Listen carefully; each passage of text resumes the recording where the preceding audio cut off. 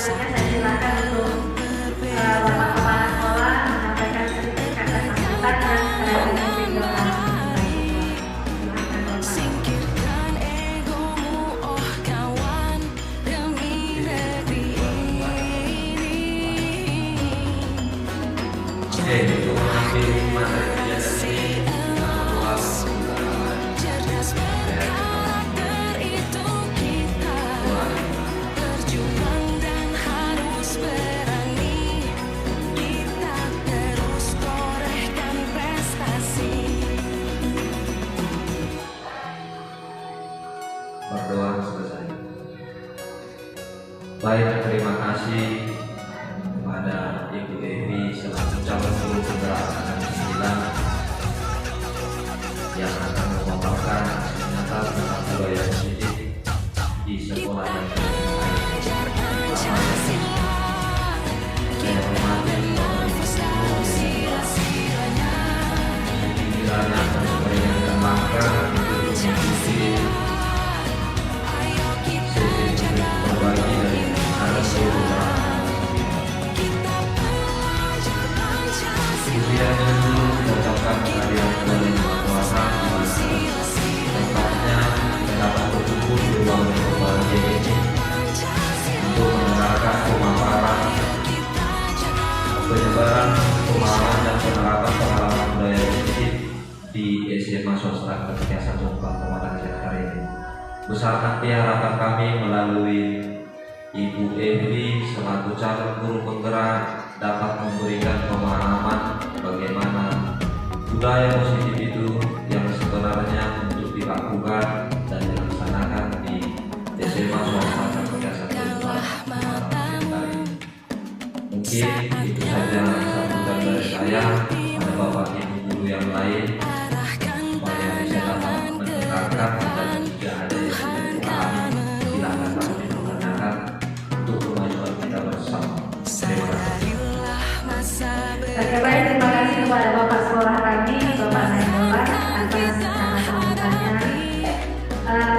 Baik, Bapak Ibu, hari ini apa kabar semuanya? Alhamdulillah semuanya sehat. Oke, baik, selamat datang di forum guru penggerak ya Bapak Ibu.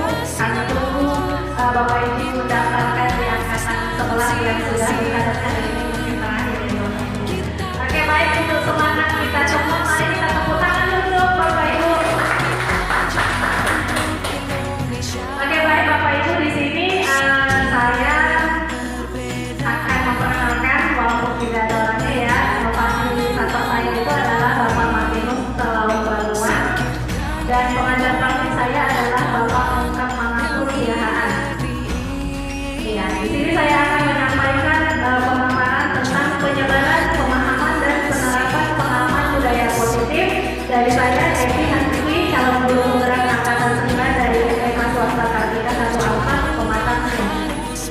Oke, baik Bapak Ibu, konsep budaya positif itu terdiri dari 8 kriteria. Di sini ada perubahan paradigma belajar, ada disiplin positif, ada nilai-nilai kebijakan, kebajikan, ada kebutuhan dasar manusia, motivasi perilaku manusia, posisi kontrol guru, keyakinan kelas dan segitiga retribusi. Di sini kita akan membahas satu persatu ya Bapak Ibu, karena memang di budaya positif ini banyak sekali pemaparan dan hal-hal baik yang bisa kita lakukan dan kita terapkan di sekolah. Oke, baik Bapak Ibu, pembelajaran dengan paradigma baru.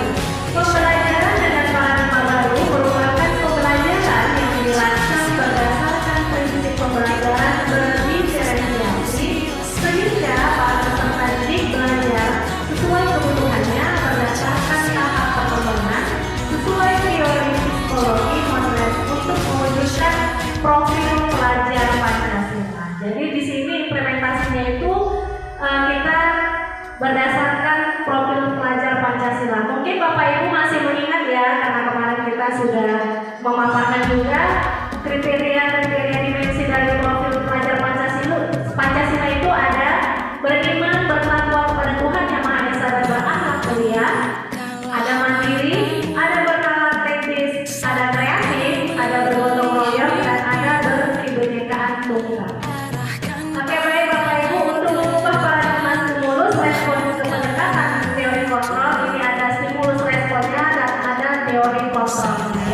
yang mungkin sudah saya bagi slide-nya kepada Bapak Ibu. Kan kita hadapi Oke Bapak Ibu, kita masuk ke materi disiplin positif. Disiplin berasal dari kata disiplin yang artinya belajar. Disiplin itu mengacu pada disiplin diri yang memiliki tanggung jawab terhadap apa yang dilakukannya berdasarkan nilai-nilai yang diyakini. Jadi itu adalah definisi dari disiplin ya Bapak Ibu. Nah, disiplin positif juga merupakan salah satu cara penerapan disiplin yang bertujuan untuk menumbuhkan kesadaran serta memberdayakan peserta didik tanpa imbalan, penghargaan, reward, atau mungkin karena ancaman dan hukuman. Sebagai pendidik, tujuan kita adalah menciptakan peserta didik yang memiliki disiplin diri sehingga mereka berperilaku mengacu kepada nilai-nilai kebajikan universal dan memiliki motivasi intrinsik dalam perubahan perilaku ke arah yang lebih baik begitu.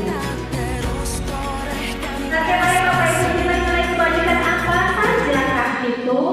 Ya, nilai-nilai kebajikan itu nilai yang disepakati bersama, lepas dari suku bangsa, agama, bahasa, maupun latar belakangnya. Jadi di sini ada contoh-contoh nilai kebajikan ya Bapak Ibu, itu dari kelompok pelajar Pancasila, ada beribadah bertakwa kepada Tuhan yang Maha Esa dan berakhlak mulia, berkebinekaan tunggal global, gotong royong, mandiri, kreatif, dan bermanfaat. Sedangkan keterampilan hidupnya itu untuk dapat dipercaya, pendengar yang aktif, tidak merendahkan orang lain dan memberikan yang terbaik untuk dan dari dirinya sendiri. Oke baik Bapak Ibu, manusia itu mempunyai kebutuhan dasar. Kebutuhan dasar manusia itu adalah segala sesuatu yang kita lakukan untuk mendapatkan apa yang kita inginkan. Jadi seluruh tindakan yang kita lakukan memiliki tujuan tertentu dan semua usaha terbaik yang kita lakukan adalah dalam rangka agar kebutuhan dasar kita terpenuhi dengan baik. Iya, di sini Bu ada 5 kriteria, 5 kebutuhan dasar manusia. Jadi manusia itu perlu untuk bertahan hidup, perlu untuk mendapatkan kasih sayang dan rasa diterima, ada penguasaan, kebebasan, dan kesenangan.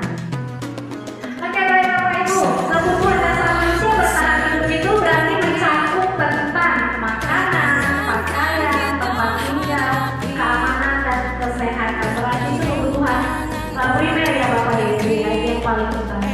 Kemudian kasih sayang dan rasa diterima itu rasa diterima, diperlukan, berbagi, kerjasama, menjadi bagian dalam kelompok. Jadi itu manusia tidak bisa hidup sendiri ya Bapak Ibu, ya harus bersosialisasi, saling memberi dan menerima. Oke baik, yang selanjutnya Bapak Ibu, kebutuhan dasar manusia itu ada penguasaan. Nah penguasaan ini tuh apa Bapak Ibu ya? Untuk mencari harga diri, keinginan untuk diangkat, memimpin, berprestasi, diakui dan didengar. Oke, yang selanjutnya Bapak Ibu, kebutuhan dasar manusia itu adalah kebebasan. Ya, manusia itu juga perlu untuk merdeka ya Bu, merasa bebas. Bebas itu bagaimana? Bebas menentukan pilihan. Karena masing-masing mempunyai pilihan, mempunyai favorit, misalnya dari baju, suka pakaiannya seperti ini, dari warna juga. Kita punya kebebasan untuk memilih kita sendiri. Jadi kebebasan itu Ibu disiplin, mandiri, memiliki pilihan, mencoba hal baru dan mampu mengendalikan arah dirinya. Dan yang terakhir Bapak Ibu, kesenangan ya Bapak Ibu ya. Hidup itu tidak boleh harus serius. Jadi kita tidak boleh terlalu serius, kita harus humor, bergembira, harus ada perasaan senang ya Bapak Ibu ya. Kita tidak mungkin hanya memikirkan masalah yang rumit aja, kita perlu relaksasi ya Bu. Jadi di sini untuk kesenangan itu ada bermain humor, antusiasme, tertawa. Tapi yang tertawa sendiri ya Bapak Ibu harus bersosialisasi juga dan ada sebabnya Bapak Ibu. Oke baik Bapak Ibu, kita masuk ke topik motivasi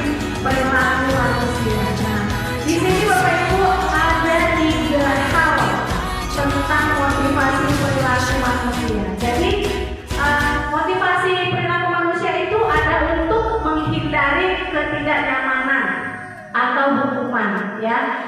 Dan ada juga untuk mendapatkan imbalan atau penghargaan dari orang lain. Dan itu biasanya kita sebut dengan motivasi ekstrinsik, ya. Sedangkan motivasi intrinsiknya itu adalah untuk menjadi orang yang mereka inginkan dan hargai diri sendiri dengan nilai-nilai yang mereka percaya. Itu dari dalam diri sendiri, ya Bapak Ibu. Nah, motivasi internal ini Bapak Ibu fungsinya adalah untuk menjadi orang yang mereka inginkan dan menghargai diri sendiri dengan nilai-nilai yang mereka percaya.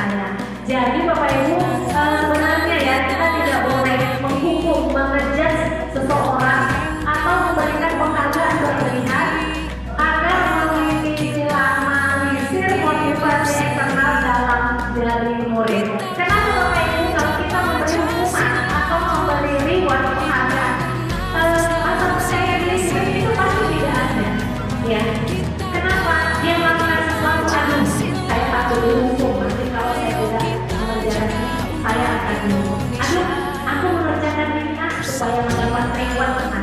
Jadi kalau kita memberikan hukuman atau penghargaan itu tadi, siswa jadi akan bergantung, ya. Siswa akan bergantung. Dia tidak ada unsur intrinsik dari dalam. Sedangkan yang lebih baik itu adalah semua kita lakukan untuk dari dan untuk diri kita sebenarnya, kan Bapak Ibu, bukan karena orang lain. Oke baik Bapak Ibu, di sini ada beberapa hukuman, konsekuensi dan restitusi. Jadi hukuman itu bisa saja terjadi secara tiba-tiba, murid tidak tahu apa yang akan terjadi karena tidak dilibatkan dan bersifat satu arah atau berupa hukuman fisik dan psikis. Sedangkan untuk konsekuensinya itu sudah terencana dan disepakati sesuai dengan peraturan. Murid tetap dibuat tidak nyaman jika guru selalu memonitor. Oke baik Bapak Ibu, untuk restitusinya, proses menciptakan kondisi bagi murid untuk memperbaiki kesalahan dan proses kolaboratif yang mengajarkan murid untuk mencari solusi sendiri. Oke baik Bapak Ibu, nah ini posisi kontrol seorang guru. Kita punya posisi kontrol seorang guru. Ini tidak pernah disampaikan di dalam rapat Bapak Ibu. Kita tidak pernah mendengar, tetapi ini kita lakukan. Jadi maknanya itu tersirat, walaupun bukan tersurat. Nah, posisi kontrol seorang guru itu ada 5 Bapak Ibu. Sebagai apakah fungsi kita di situ? Apakah kita sebagai penghukum? Apakah sebagai pembuat rasa bersalah? Atau mungkin kita sebagai teman bagi murid kita, atau hanya sekedar sebagai pemantau, atau kita sudah bisa menjadi manajer untuk murid kita. Oke baik, contoh dari penerapan 5 posisi kontrol ya. Kasusnya di sini ada siswa tidak memakai seragam sekolah sesuai dengan jadwal. Nah kalau posisi kita sebagai penghukum Bapak Ibu, kita lihat itu anak jalan dari gerbang, ya sudah salah menggunakan seragam. Kita tidak lagi bertanya mengapa, bagaimana, apa, kita langsung jalan jongkok dari gerbang karena kita yang lihat sudah pasti dia salah tanpa kita menanyakan sebabnya kenapa. Nah, jadi kalau menghukum seperti itu, jalan jongkok dari gerbang ke dalam ruangan kelas, atau kita langsung menghukum, memberikan hukuman dengan hukuman yang lain secara tiba-tiba. Begitu kita lihat dia melakukan kesalahan, harus ini, tanpa kita menanyakan dulu kenapa dan apa sebabnya. Oke, kalau kita di posisi sebagai pembuat rasa bersalah, pasti dari Bapak Ibu guru itu akan mengucapkan seperti ini. Berapa kali Ibu dan Bapak harus memberitahu kamu selalu mengecewakan Ibu dan Bapak. Ya, kalau dia di posisi pembuat rasa bersalah. Nah, kalau sebagai teman, namanya teman ya Bapak Ibu ya, KSD juga kadang ya. Karena mungkin kita menganggap dia juga sebagai anak, jadi kalau dimarahin kan, kalau anak saya juga dimarahin orang, bagaimana gitu ya. Jadi kalau posisi kita sebagai teman, ayo dong. peraturan sekolah, tolong bantu ibu bapak ya. Hal ini ya sudah tidak apa-apa, tapi jangan diulang lagi. Nah, kalau teman seperti itu ya Bu ya, teman ini juga ada lembut ya, makanya ya itu ya. Oke, nah kamu sebagai pemantau, kamu sudah melanggar peraturan sekolah, kamu tahu konsekuensinya. Sekarang lakukan hukuman yang sudah saya berikan. Yang memantau tetapi tetap memberikan hukuman juga ya. Nah, bagaimana kalau posisi guru itu sebagai manajer? Seperti ini kan? Apakah kamu tahu kesalahan kamu? Kira-kira bagaimana cara kamu memperbaiki kesalahan kamu agar tidak terulang lagi? Tetap lembut ya Bapak Ibu ya. Oke, itu posisi sebagai manajer. Nah, oke, baik, kita masuk ke yang selanjutnya Bapak Ibu, keyakinan kelas. Nah, mengapa disebut dengan keyakinan kelas? Mengapa tidak peraturan kelas saja? Ya, kalau peraturan kelas itu dia sudah dibuat oleh perangkat sekolah dan dia sudah menjadi bagian dari visi. Jadi dia masuk ke visi ya. Kalau peraturannya, kalau keyakinan kelas itu Bapak Ibu, itu adalah metode untuk menimbulkan kembali disiplin positif yang disadari oleh motivasi dari dalam sendiri. Jadi dia membuat keyakinan kelas sendiri. Kelas harus seperti ini, keyakinan kelas harus seperti ini. Apakah dari tanggung jawab, apakah dari diri sendiri, yaitu untuk kembali lagi ke diri sendiri ya Bapak Ibu. Oke, baik, pembentukan keyakinan kelas. Di sini ada beberapa saya ambil kriterianya. Pembentukan keyakinan kelas itu Bapak Ibu bersifat abstrak, berupa pernyataan universal, dibuat dalam pernyataan yang positif, sesuai dengan keadaan kelas dan sekolah sehingga dapat diterapkan. Semua warga sekolah dan warga kelas dilibatkan saat membuat keyakinan kelas. Oke, baik Bapak Ibu, selanjutnya adalah segitiga restitusi.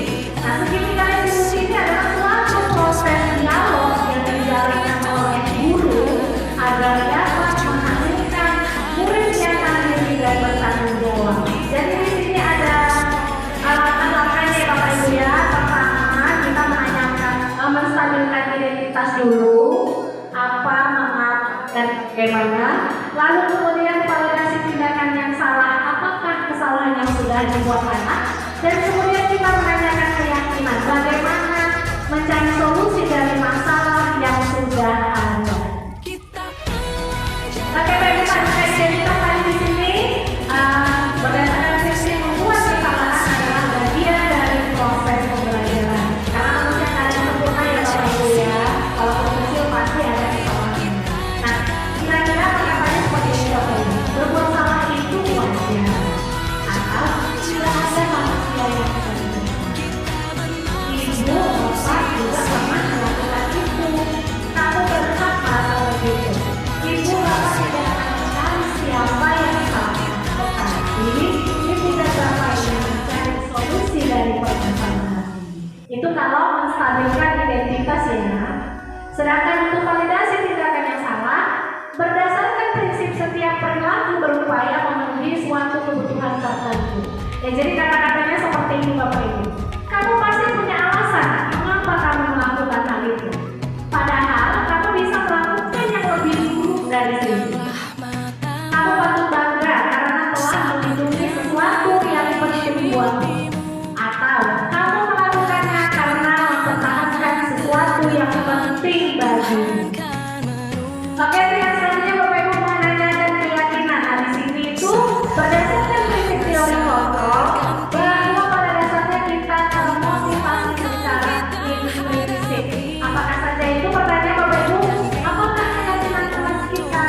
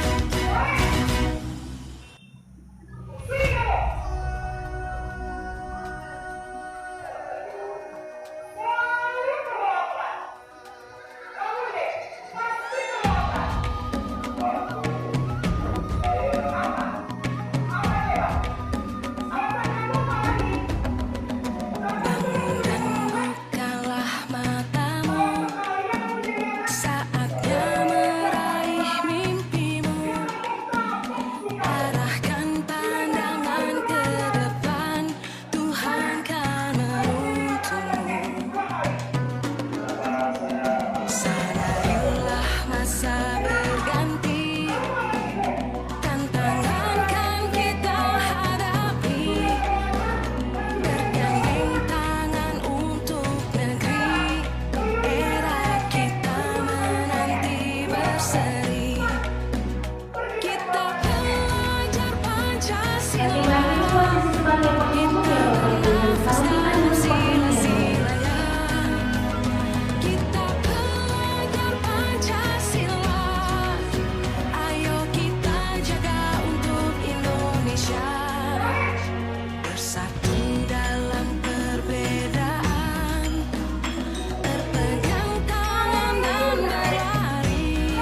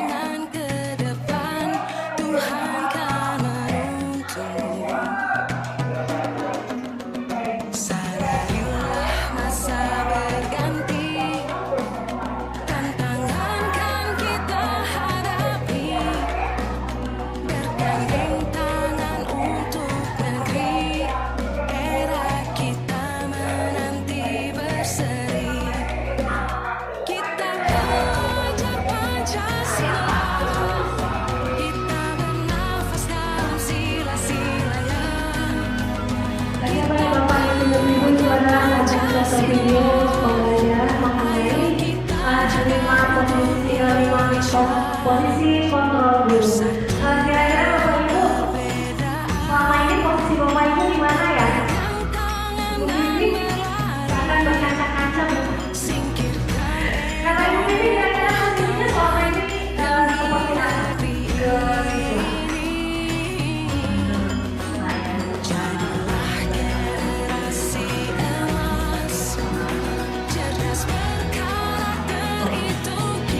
Mantap, jadi ada kira-kira rencana Ibu kapan mau menjadi manajer bagi murid tergantung siswanya ya Bu. Dan lihat-lihat sekolahnya. Saat Ibu memang sesuai dengan kodrat zaman dan kodrat alam itu, Bapak Ibu posisi yang baik itu adalah posisi manajer ya Bapak Ibu. Kalau Ibu Vicky selama ini Bu dan kedepannya bagaimana mengenai tanggapan Ibu tentang posisi kontrol dulu? Setelah melihat video ini, saya butuh masih ya. Dan ke depan saya akan memperbaiki itu Terus dulu dong Bapak Ibu ya. Ayo kalau Ibu Rika.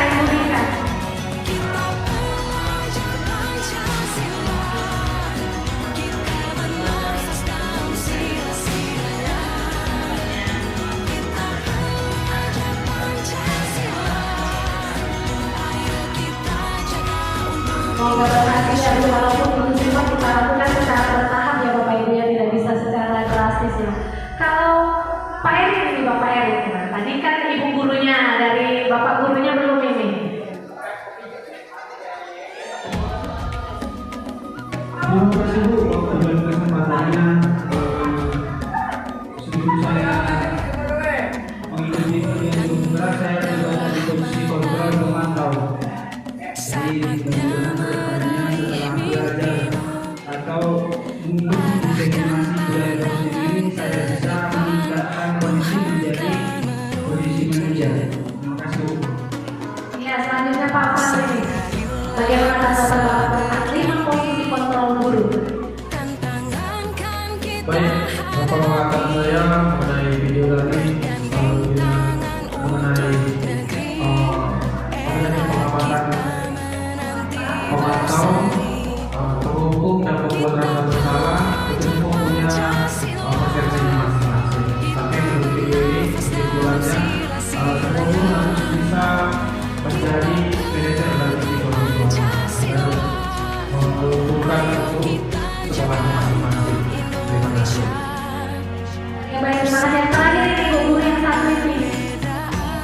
Ayo Ibu Guru. Pegang tangan dan berlari, singkirkan egomu, oh kawan, demi negeri ini.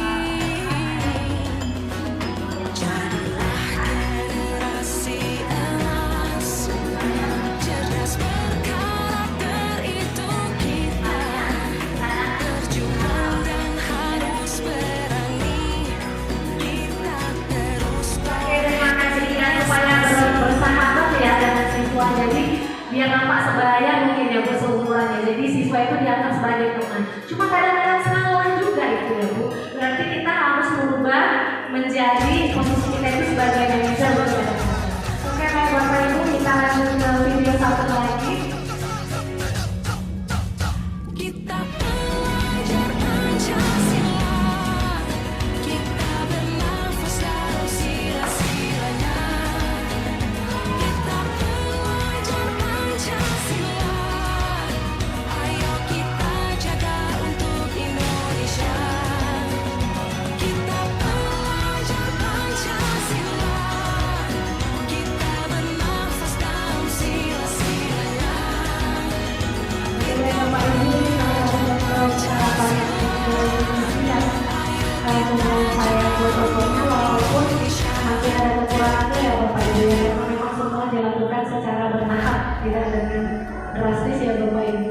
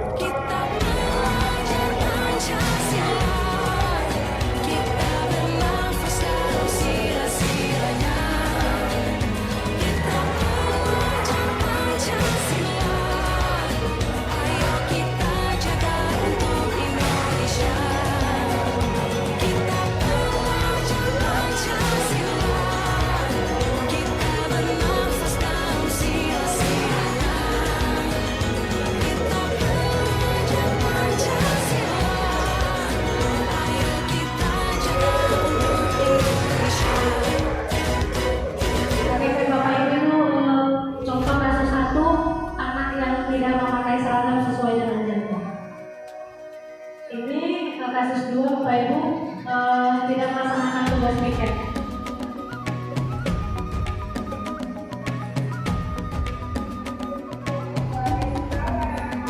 Bangun dan bukalah matamu, saatnya meraih mimpimu. Arahkan pandangan ke depan, Tuhan kan menuntunmu. Sadarilah masa berganti, tantangan kan kita hadapi. Bergandeng tangan untuk negeri, era kita menanti berseri. Kita belajar Pancasila, kita bernafas dalam sila-silanya.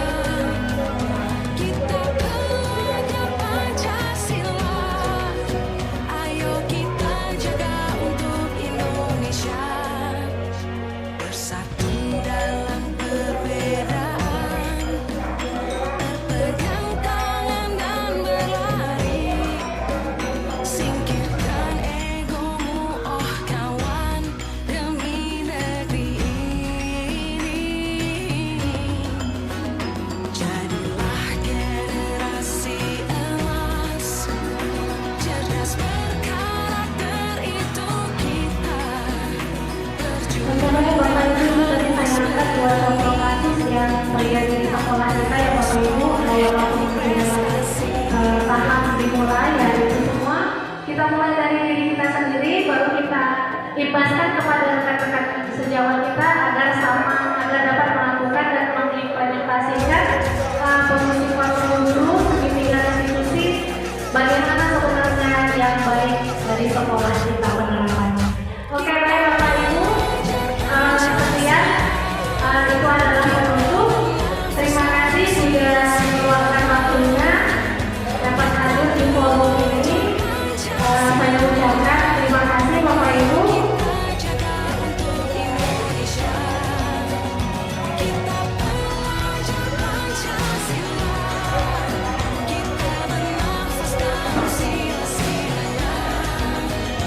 Kita belajar Pancasila, ayo kita. Pada Bapak Ibu saya ucapkan terima kasih. Saya tutup forum kita ini dengan wabillahi taufiq wal hidayah. Assalamualaikum warahmatullahi wabarakatuh. Oke baik, Bapak Ibu kita dengan moto salam guru penggerak ya Bapak Ibu ya. Sebelum kita tutup Bapak Ibu, jadi kalau saya bilang salam guru penggerak, Bapak Ibu jawabnya tergerak, bergerak, menggerakkan. Oke kita yang semangat setelah itu langsung tepuk tangan ya Bapak Ibu ya. Oke baik Bapak Ibu terima kasih. Saya ucapkan pemaparan saya sudah saya sampaikan. Semoga kedepannya dapat kita terapkan bagaimana posisi dan segitiga institusi yang harus kita terapkan di sekolah. Baik terima kasih. Salam guru penggerak, bergerak, bergerak, menggerakkan. Tepuk tangan Bapak Ibu terima kasih. Untuk negeri, era kita menanti berseri. Kita belajar Pancasila, kita bernafas dalam sila-silanya.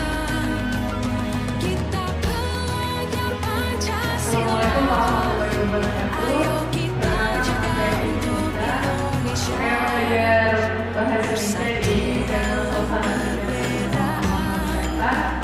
Dan hari ini kami sama-sama mendengar dan melihat paparan presentasi dari saudari kami yaitu MMI Astuti. Dan setelah saya baca paparannya, presentasinya dan videonya sangat bagus ya. Dan setelah saya melihat posisi saya, karena selama ini posisi saya sebagai penghukum dan depan saya akan berusaha dan belajar menjadi guru yang posisinya menjadi manajer. Kiranya hanya itu saja yang bisa saya tanggapi. Atas perhatiannya saya ucapkan terima kasih. Assalamualaikum warahmatullahi wabarakatuh. Halo, perkenalkan nama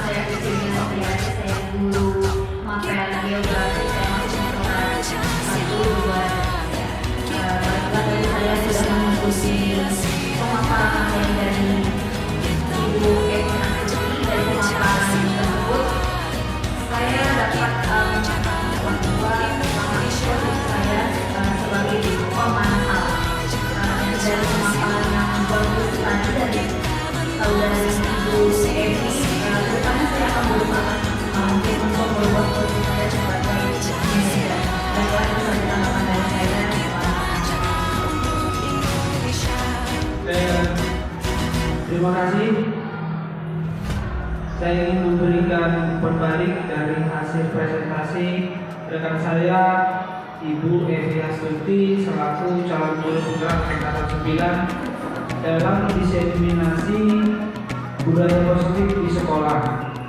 Dari hasil diseminasi ini saya bisa menempatkan atau mengidentifikasi selama ini saya berposisi sebagai pemantau selama proses pembelajaran, dan kedepannya setelah diseminasi ini dilakukan saya bisa meningkatkan diri saya menjadi tingkat posisi kontrol manajer. Terima kasih.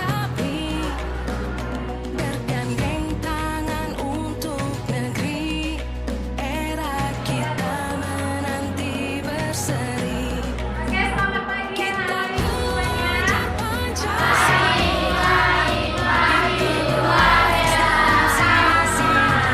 Oke, apa kabar hari ini anak-anak Ibu? Sudah selamat tadi ya? Oke, hari ini kita akan belajar mengenai membuat kesepakatan dan keyakinan kelas.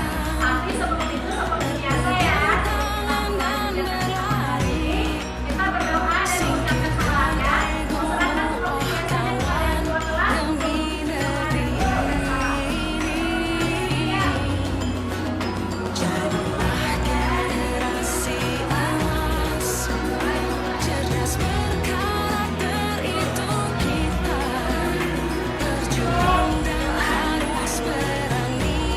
Ketua kelas untuk menjalani proses salam. Ya. Oke, baik anak Ibu, di sini Ibu akan menjelaskan tentang topik kita yaitu peraturan kelas, kesepakatan kelas, dan keyakinan kelas. Jadi nanti masing-masing dari kamu membuat masing-masing keyakinan kelas, kira-kira apa yang ingin kamu bicara di kelas yang asli, di kelas yang asli, di kelas yang bisa belajar dengan baik. Nanti masing-masing Ibu berikan keinginan dan kamu yang berikan keinginan kamu mencapai lagi ini kemudian kita pada anak sebagai tanda perjanjian kita dan itu kamu teruskan ke depannya. Kita mengerti anak-anak Ibu? Oke, baik, di sini menjelaskan dulu tentang apa itu peraturan, apa itu kesepakatan, dan apa itu keyakinan supaya kamu nanti gampang dan mudah mempelajarinya ya. Oke, siapa yang pernah dengar kata peraturan kelas? Peraturan. Ayo, siapa yang bisa jawab? Siapa bisa jawab? Nggak ada yang bisa jawab? Oke, peraturan kelas itu adalah tata tertib kelas dengan sejumlah peraturan yang harus ditaati atau dipatuhi di dalam kelas supaya proses belajar mengajar itu berlangsung dengan baik. Jadi peraturan kelas ini bukan kamu yang membuat, itu sudah dari pihak sekolah dan mungkin sudah dari guru sebelumnya ya. Contohnya sebelum kamu masuk ke sekolah ini dengan berbicara pasti ada bercanda aturan yang tidak boleh gagal. Jadi pakaiannya harus seperti ini, nanti sepatunya warna ini, kamu harus seperti ini. Itu sudah peraturan sekolah yang disampaikan oleh kamu ya kan? Contohnya di sini adalah guru hadir di sekolah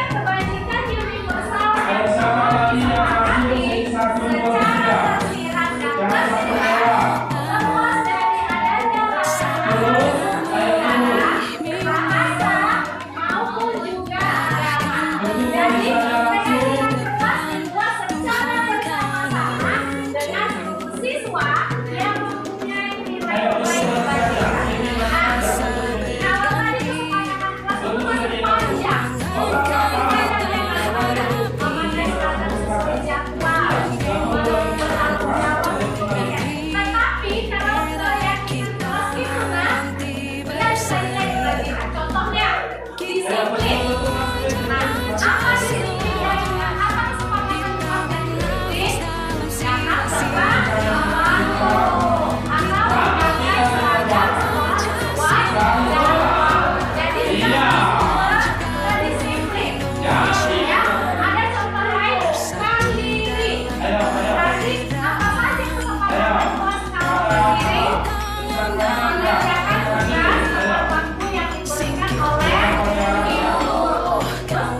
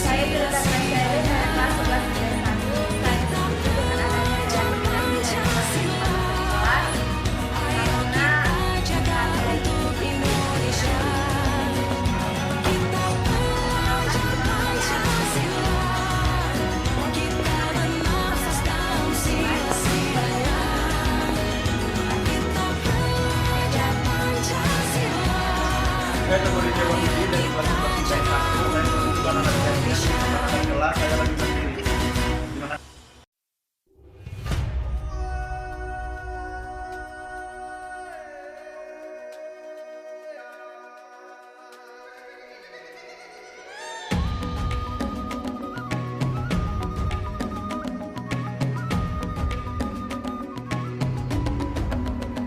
Bangun dan bukalah matamu, saatnya meraih arahkan pandangan ke depan, Tuhan kan menuntun. Sadarilah masa berganti, bangun dan bukalah matamu, saatnya meraih mimpimu. Arahkan pandangan ke depan, Tuhan kan menuntun. Sadarilah masa berganti, tantangan kan kita hadapi. Bergandeng tangan untuk negeri, era kita menanti berseri. Kita pelajar Pancasila, singkirkan ego. Assalamualaikum Bu. Waalaikumsalam. Selamat pagi Teguh. Apa kabar hari ini ya? Baik Bu. Teguh tahu nggak pagi hari ini? Tahu Bu. Tahu Bu. Malah pakai baju putih abu-abu di hari Rabu. Oh, tahu, sadar diri juga. Sekarang ibu mau menanya sama aku, boleh? Boleh Bu. Ini hari Rabu. Rabu. Pakaian di sekolah kita hari apa nak? Pakai baju batik, kalau pakai putih abu-abu yang Senin Selasa Bu. Terus kenapa Teguh tidak memakai pakaian batik? Karena telat bangun Bu, jadi asal ambil. Oh, Teguh telat bangun. Iya. Kenapa bisa telat bangun? Tadi malam yang jadi sampai larut malam. Sampai jam berapa? Sampai ketiduran atau mungkin HP-nya masih aktif ya? Jadi bangunnya kesiangan. Terus kalau bangunnya kesiangan, Jadi salah ambil, jadi karena cepat-cepat masuk terlambat kali, jadi asal ambil baju. wah salah dulu. Jadi tadi di guru praktek udah kena Teguh. Sudah Bu. Ibu sebagai wali kota, bisa saja ya kita berbuat kesalahan itu karena ibu sudah tadi dalam kesiangan sehingga bisa salah pilih lagi tadi. Kira-kira kesepakatan kelas kita lah mengenai pakaian kita itu apakah Teguh bisa ingat dengan keyakinan kelas kita? Bisa Bu, di nomor 2 tentang disiplin. Iya, keyakinan kelas kita itu di nomor 2 itu ada disiplin ya nak. Berarti memakai seragam sekolah sesuai dengan aturan itu adalah salah satu keyakinan kelas kita. Sekarang ibu mau tahu gimana cara Teguh untuk melakukan keyakinan kelas kita? Stop menunggu sampai larut malam Bu, biar tetap ikuti disiplin sama peraturan kelas kita. Terus supaya Teguh tidak merasa bangun kesiangan, apa kira-kira yang bisa membantu Teguh supaya tidak kesiangan? Pakai alarm Bu. Oke, selain alarm mungkin ada Iya, niat dari malamnya untuk tidak terlambat lagi. ya, atau mungkin kakak, ibu bisa membantu membangunkan. Oke baik Teguh, semua bisa berbuat salah, tetapi kita harus ada keyakinan diri untuk memperbaiki kesalahan kita. Jangan sampai salah pakai seragam lagi, lebih diperhatikan dan ingat jangan tidur sampai larut. Semua ada. Oke baik Teguh, terima kasih ya nak. Kembali lagi ke dalam kelas. Assalamualaikum Bu. Waalaikumsalam. Perkenalkan, nama saya Teguh Rizky Wahyudi dari kelas 11 IPS 1. Saya setuju dengan pemecahan masalah dengan cara segitiga restitusi, di mana seorang guru harus mendengarkan alasan muridnya yang melakukan kesalahan. Terima kasih. Kita pelajar Pancasila, kita bernafas dalam sila-sila yang kita pelajar Pancasila. Waalaikumsalam. Mas lagi belajar apa nak? Lagi belajar sejarah nih. Lagi belajar sejarah. Alisa tahu nggak kenapa yang kemarin? Tahu Bu, kenapa? Karena tidak tiket. Kenapa? Kenapa tidak tiket? Karena biasanya